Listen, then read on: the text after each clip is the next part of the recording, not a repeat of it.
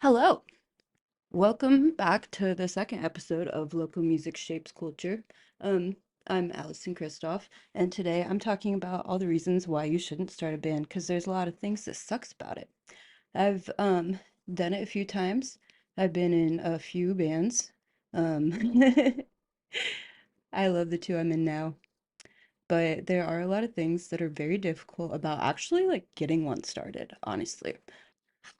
So Okay, so first of all, it's like really hard to find the right people for your band. It's like feels like much more of a matter than just finding people that play the instruments you need to be in your band. Because sometimes people just don't have the right vibe. Like it's not just okay, they can play the instrument. Like you also want to have fun. That's why you're doing the band. It's like really hard to find um and just people that you vibe with that also see your vision, right? Because there's so many different types of music too. Like, maybe you want to start a kind of soulful band, or maybe you want to start a hardcore punk band, or maybe you would just want to start a fucking weirdo band, and you just don't know who like will align with your vision. Even if you align on the genre, you don't know if like the sounds you want will be the same. Um, and that's really hard. I remember when I was starting like one of my bands earlier this year, Pygmale Brains, like I feel like I manifested it, but I was kind of obsessing over it for like a couple months. Um and I knew that I wanted it to be like I didn't want any dudes in the band, but it was really hard to find the right people. I think I wanted to find a drummer first and I thought I did. And then that person didn't work out. And then I was like, oh, well, shit, who is a girl and drums in a band? There are not that many. I feel like it's like a trope of drummers to be in a million bands, like like Lexi and Kaya Harris in a million bands, and she's an amazing drummer, but it's like really hard to find someone that like has the time to dedicate and if I was looking for a girl too, so like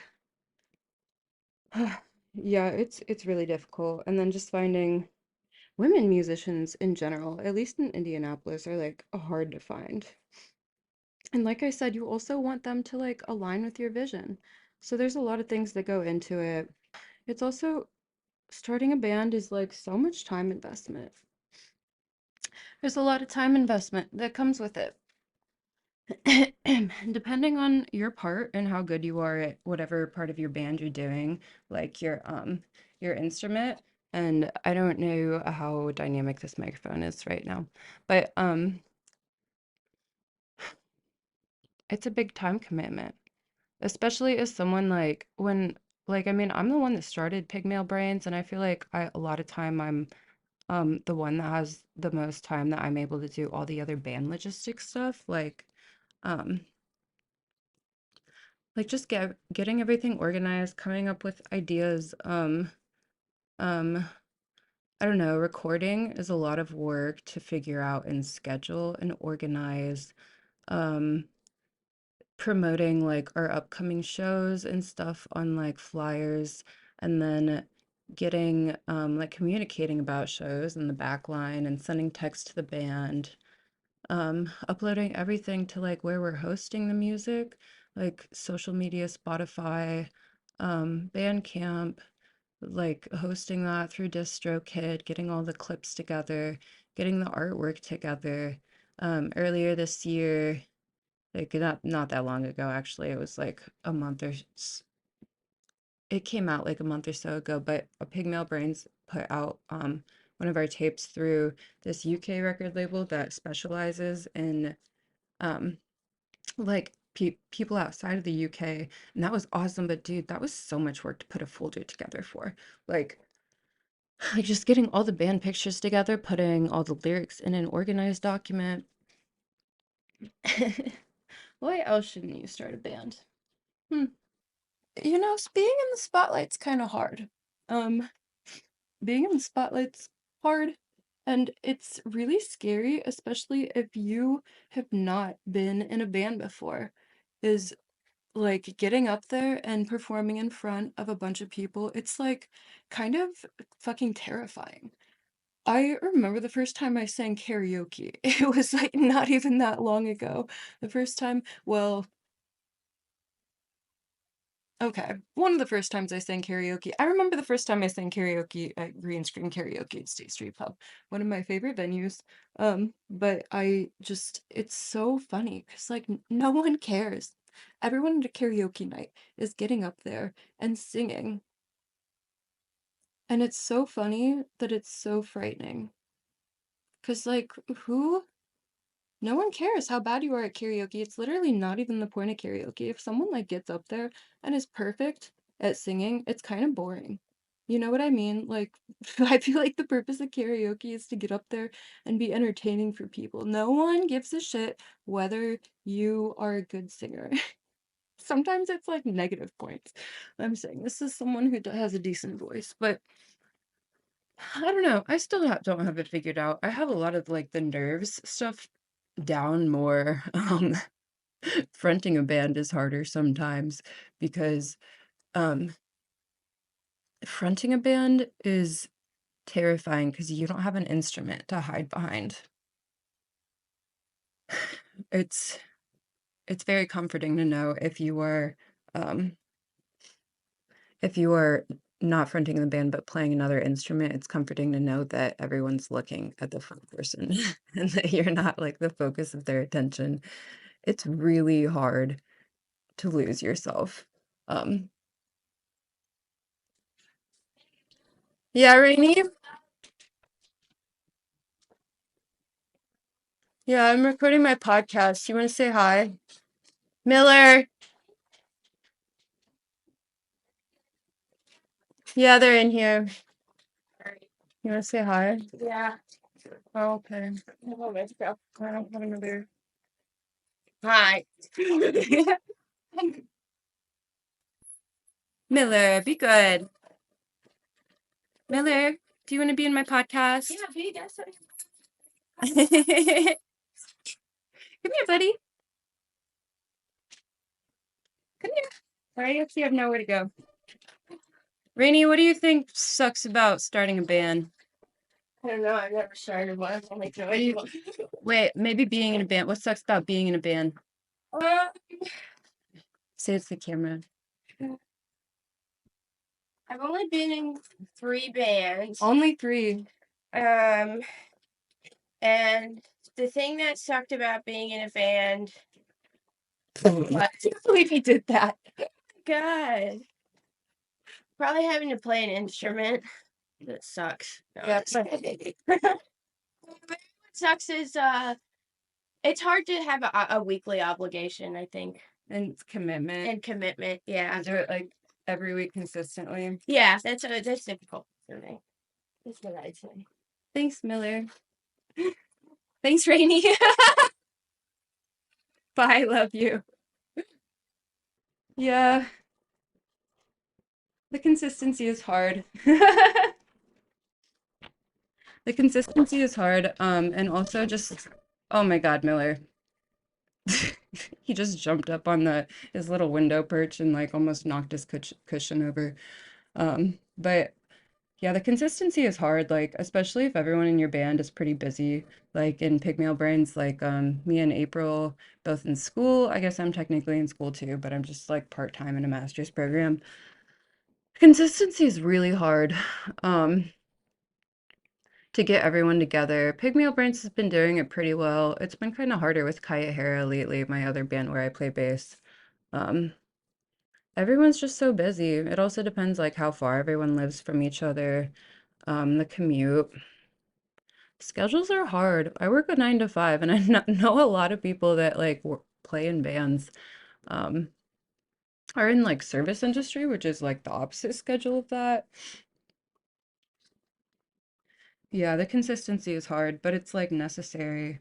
Um, and it's not even necessary to like make sure you're practicing together to get good, but also just maintaining the momentum of the band.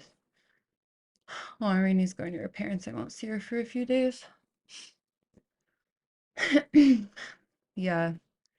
You want everyone to stay excited about it. And if you're not meeting regularly, that momentum will like die off. And it kind of, it's like I try to maintain that too in my bands, is just making sure that you, that everyone is still excited about it. Sometimes I feel like I'm like a bigger texture than the other people in my band Pigmail Brains, and sometimes I feel like I've texted them like 10 times, and I'm like, am I being annoying right now? I don't think I am. I think it's necessary because I'm like communicating about important band stuff or sometimes being silly and dumb. But when you're silly and dumb and no one responds, you're like, wait, was that silly and dumb?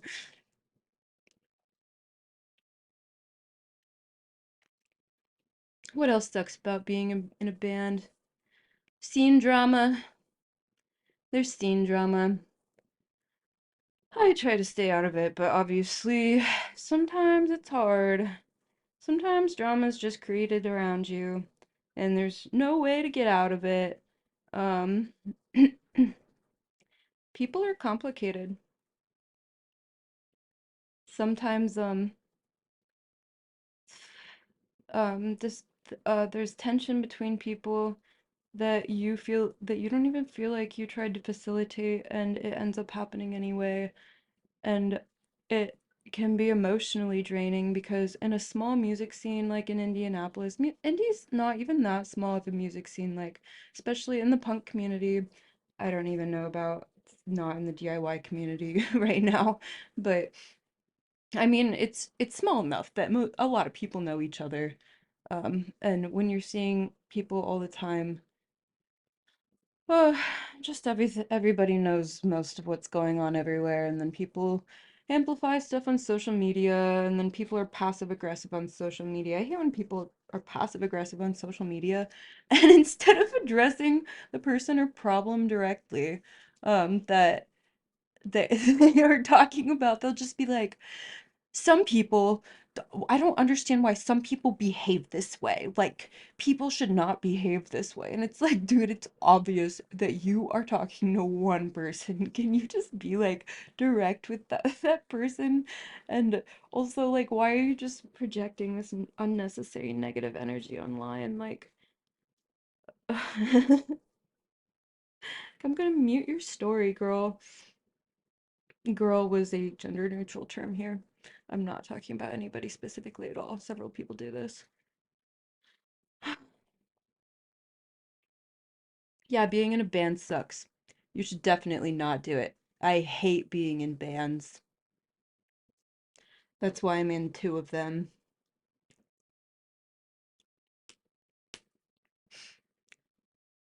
No, I love being in bands, but there are a lot of hard aspects of it that are difficult to navigate sometimes or just orchestrate.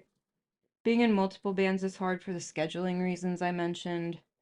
And then there's also always the chance that you've put a ton of time and energy into your band, played a bunch of shows, and then it ends for whatever reason. I mean, no band can last forever. It's like it's like being in a relationship. Wow. You're like you get very emotionally invested in a band, or maybe you never were. But that's hard for your bandmates too. You put a lot of time and energy and emotional investment into it. Because we play music because we love it. And we make music that we love and want to perform. And then we put all this time and energy, and then sometimes even your own money, if like the money y'all's band get from shows, if that doesn't cover everything, the band will contribute money sometimes for whatever you need. Recording, tapes, merchandise. Pigmeal Brain's got this sick t-shirt design from Iskra Zovek, who's the girl in Belgrade, Serbia, who did my arm tattoo that you can't see right now because I'm wearing a turtleneck. but she made this sick design. That was a ton of work to communicate. And I love the design. I want to show everybody, but we literally just don't have money to buy t-shirts, and t-shirts are expensive. I thought I was wanted to get like, I honestly really wanted comfort colors t-shirts, but those t-shirts are so expensive. And then you have to buy the t-shirts, and then not only do you have to buy the t-shirts, but then you gotta pay to screen print on them. Just a lot of extra money.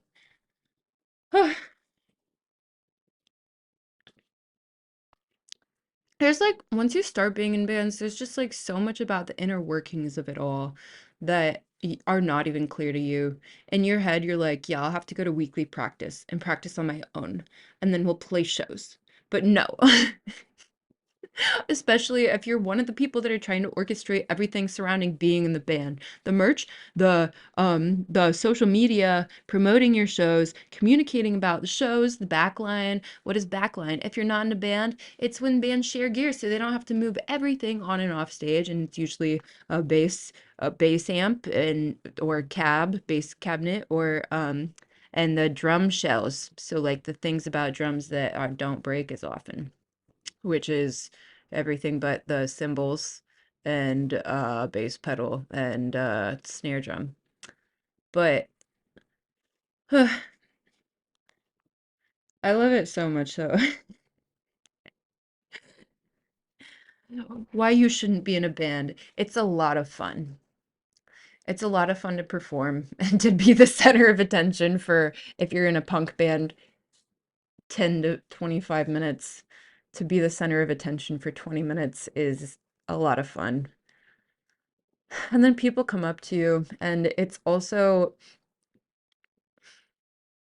I feel like it makes you work through a lot in your head, like your inner self work. It makes you go through inner self work, like also like being in a relationship. Maybe I should have just started this with, this is why being in a band's like being in a relationship. But it's really scary, like I said, to get up in front of a lot of people. And then it's terrifying. It's terrifying. I remember the first time I was a front person in band, like not even playing an instrument. The band that Rainey and I were in, I sang and played like rhythm guitar. And I did surprisingly fine with that. I think I was really sad that day for reasons we won't discuss here. I did fine with that. And then the first time I um fronted a band and wasn't behind an instrument, it was a band with my ex-boyfriend, and I remember we threw it in my backyard at like 7 p.m. and wow, looking back on that video, I cringe so much. I kind of cringe every time I look back on watching me as a front person, because I just see everything I want to improve on. um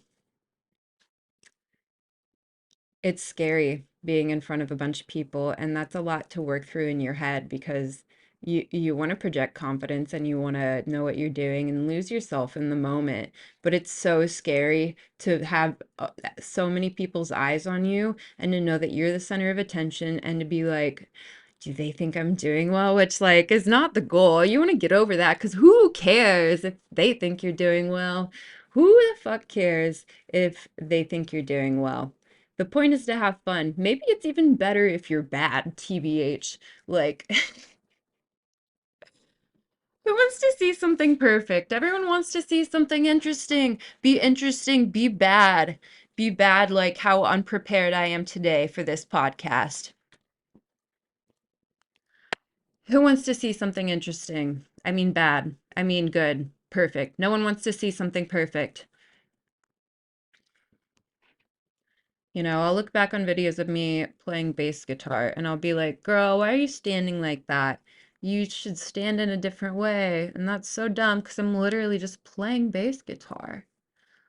I have this hammer in my hand right now. If you're listening on Spotify, you can't see anything because I just hung up this picture because I was like, the background needs to be more interesting. I used to have one of these mirrors also here, and I didn't want you guys to see the reflection of the light, and also that would probably fuck up the lighting. Man, last podcast I was like, I'm not gonna curse. And now I'm like, whatever. I really hope the YouTube algorithm doesn't hate that. Although I'm primarily posting this on Substack. Okay, you guys should follow my sub. Okay, computer. Computer, why'd you do that? One second, one second. Okay, it's still recording.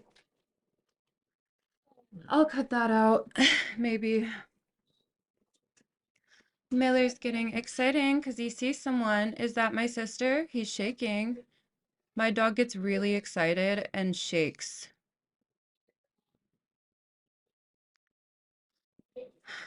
I never feel like I'm doing enough in my bands. I always feel like I'm falling behind and like I'm not being responsible. When I go out with my friends, when I'm out to the bars and like close the bars down, I'm like, damn, I should have been practicing. I should have been writing the lyrics for that song that they've had the instruments for days. And I um and I should have been writing songs for the instrument for the songs that I should have been writing lyrics for the song that we've had written, except for the lyrics for like weeks. And I still haven't done that. I'm so irresponsible. I went out to the bars last night, blah, blah, blah. But you know what? Point of life is to not make your art, is to not suck the fun out of your art. You have to also have inspiration. Inspiration. You gotta live life so you have you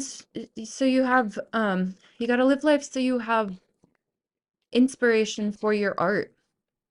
Because if all you're doing is making your art, wow, I bet your art's about nothing. It could be about your struggle of making art, but it could be very meta in that way. It can be whatever you want. Make something interesting. Don't don't copy your favorite music. I mean, you can if you want to, I guess, but like, man, don't you want to put something different out there? I want to see something different. Sometimes I feel like at a disconnect with people in the scene because like I don't my favorite part of the scene and punk, because I'm in punk bands and go to a lot of punk shows, is the shows. And I feel bad, I feel guilty that I don't even like listen to these albums like outside of going to the shows a lot of the time. Sometimes I put them on, but I don't know, I have sensory issues and like hearing like a lot like really intense like fast songs or screams and stuff when I'm like in my car kind of puts me on edge, and a lot of times I'm anxious and I don't want to be put on more edge. But I love going to shows. I love having my full attention on the visual of the band performing. But um my favorite part of punk is actually going to the shows. That's my favorite setting to listen to the music in. I mean, probably most people's. And it's really funny to say that too, because like think about all the time and effort I've put and my bands have put into recording our music. And I mean, I know a lot of people do listen to that outside of actually going to the shows. I'm listening if my sister is home. But yeah, there's a lot of things that are hard about being in a band. You have to decide if they're worth it. I've had a couple of bands fail. They didn't have the right formula. But you know what they say, if it doesn't work out, try again.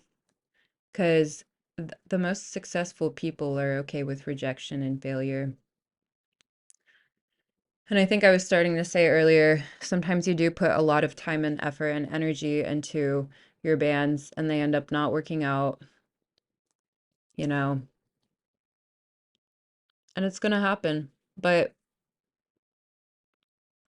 I'm not in it for the end goal. I'm in it for the fun, the present fun of being in a band and performing. And performing is my favorite aspect. I love fronting a band.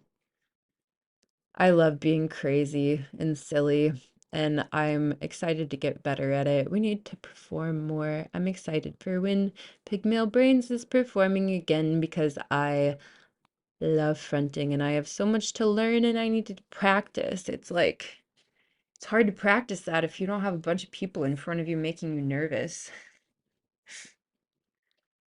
But yes, please, if you're watching this on Substack, cool. Subscribe. If you're watching this on YouTube, subscribe to my Substack because I'm going to be posting extra content there, and Substack is fun and cool and hip, and you should join if you are not already on Substack. And you should make content on Substack because it's fun and cool. And Substack's a cool platform. But if you are on YouTube, I think I already said that, follow me on Substack.